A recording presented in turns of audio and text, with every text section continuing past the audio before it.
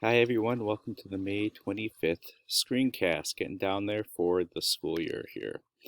Only a couple things to be aware of. On Wednesday we'll have a staff meeting at 8:30. Probably be like the last couple ones, pretty quick, just a check-in time. Also some things on the right side there, you can see that we have our staff recognition lunch at 11:30 on Friday, June 5th. And we have a reverse parade scheduled for Thursday the 4th. Talk a little bit more about that reverse parade in a bit. Operation Property Return, getting down there here. So once again, here's that schedule. Anything that you can do to remind your students about the time that's scheduled. Also let them know about the other times that are the open times if their scheduled times don't work.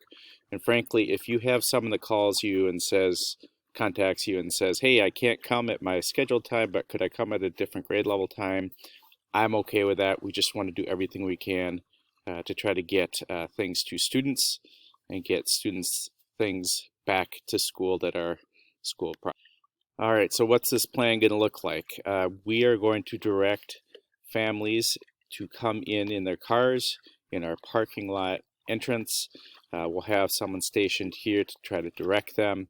Over on this side, when they come around, they'll check in and we'll walk in and say, hey, here is Johnny in whoever class it is. Please bring the bag to the car. So we'll do that. The car will come out here and go into our pickup drop-off area. In this station, there'll also be a canopy, a table. We'll have the PPE things on too so that we are being safe. All right, so after checking in, they'll be directed to pull the car in to our next station, which is right around here. What we are going to do at this place is this is where we will collect the computer if they're turning it in. We will collect any media books if they're turning those in. If you are fifth grade, we'll take that instrument from you. Fifth grade also is exchanging devices at that point too. So lots of things are going to be happening at this table. We'll probably have a canopy out in this area too. Chris was really good about finding a couple in our building, so thank you, Chris, for that. And then also, after they finish that, after we've done all that exchange, they are going to keep going on down to the next station. Our next station is down here by the light pole. That's where you will bring the bag if you're a classroom teacher to them. We are, get all their things to them. We are instructing all families that they need to stay in the car. They cannot get out of the car. As soon as we see one or two kids getting out, everybody else is going to want to get out and say goodbye and that kind of stuff. So we're going to be working on that. If it gets backed up, we can even have these cars pull even further down and walk things out. If it's a good day, we'll probably put our table right here with our bags, so it's really close for that transition area there.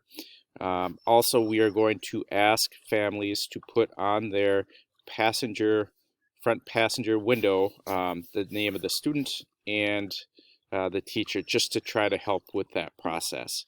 So we'll have walkie-talkies at that place here. We'll have one person that's in charge, not the classroom teacher, but with the other walkie, just to say, hey, here's this student, go, help with that transition. So one person will man the walkie, the other three teachers for a grade level will deliver the bags. Finally, if there's inclement weather, if it looks like it's not great, we will put whichever grade level is having things picked up, put the tables right here under here so that it is sheltered, but a little bit closer. We realize that we'll also have to grab things for siblings. Amy has a list that she's putting together on that to try to help with that. Teachers, one thing to keep in mind, I encourage you to have some kind of container, box, something that if a family wants to drop something off for you, you can just have them put that right in the box or container. Best practice says we wait 48 hours to open those things up. So if you have something like that, that's going to make it easier for all of us. If not, I'll have something that we'll just put all the rest in, and then we'll work on getting those things to you too. Next steps, non-classroom teachers. Early this week, I'm going to reach out to a few of you to see about helping with this whole process here. Obviously, we can't have too many people in the building at one time, and so I'm trying to be mindful of that too. So thanks, everybody. I've had a number of people have already reached out to me willing to help. I really appreciate that. We are going to make this work as well as we can and as smoothly as we can. Reverse parade. Hey, we will have our reverse parade on Thursday, June 4th from about 5 to 6:30. It is voluntary. We want to say goodbye to our families and students. Want to be able to wave. You can wear noisemakers, wear masks, whatever you want to make it a fun and exciting time. You can see the schedule down there. Once again, if a family says, hey, I can't come at 5:15, but I could come at 6, that is just fine. We just want to spread people out as best we can. I'll send out more information on this as we get closer, but I am sending out an email that I'll share with you to all families today. So just know this is what our schedule is, and it is your choice whether you want to be part of that or not. Some of us might have health concerns. If you do, talk to me, because there might be some things that we can do to make it work. But we'll hopefully see a good amount of families come and be part of this, and we'll record someone going through there with all of us cheering, just so that we can share that with families too. All right, here's the information I was talking about. It will go to you too. It's going on at 5. It's about the OPR and reverse parade. You have a link here to the exact thing. Anything of that you want to share directly with your families, with your communication, would be appreciated. We want to get as much student things taken care of through OPR as possible, so that we don't have that sitting around our school all summer and have to worry about that. So anything from there that you can also share out is great. Apologize, we don't have translations yet. I am working on that, and I'll try to send those directly to those families, just so that you're aware of that too. And let me know if you have any questions on this. A few other things, just sort of odds and ends here, things to be aware of. Student passwords, they are not changing. That means if you have a RazKid account and you don't clear out your roster on that, because that makes it so that kids can continue to use their accounts this summer.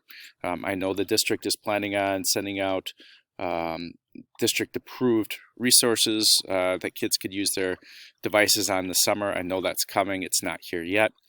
Just another plug.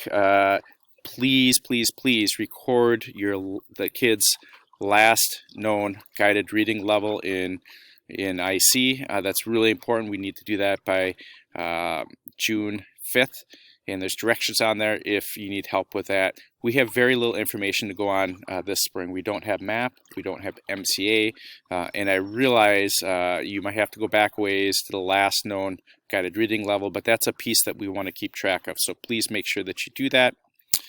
Just one other piece.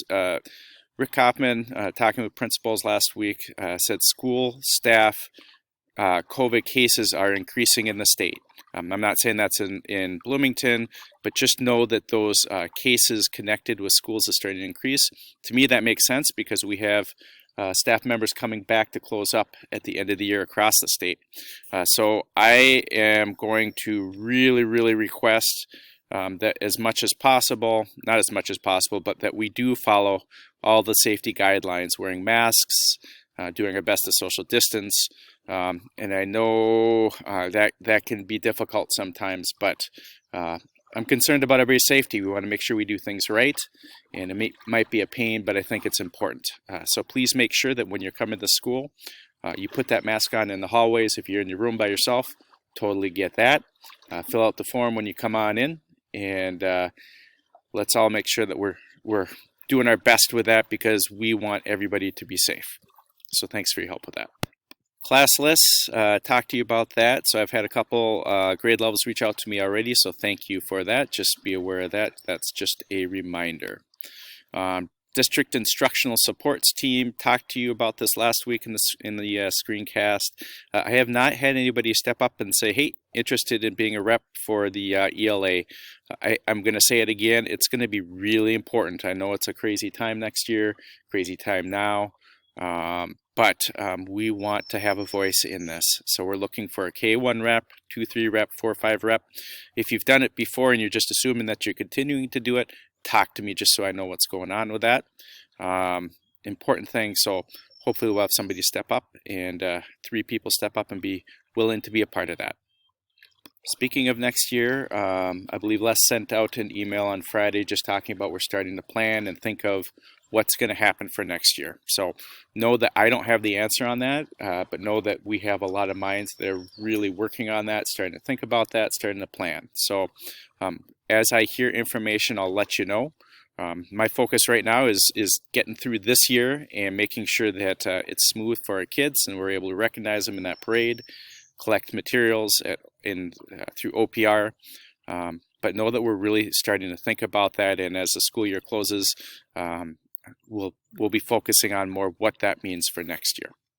All right, I had this slide last week too. I thought it was good, so I just included it in there too. So just know you have these resources if that is interesting to you.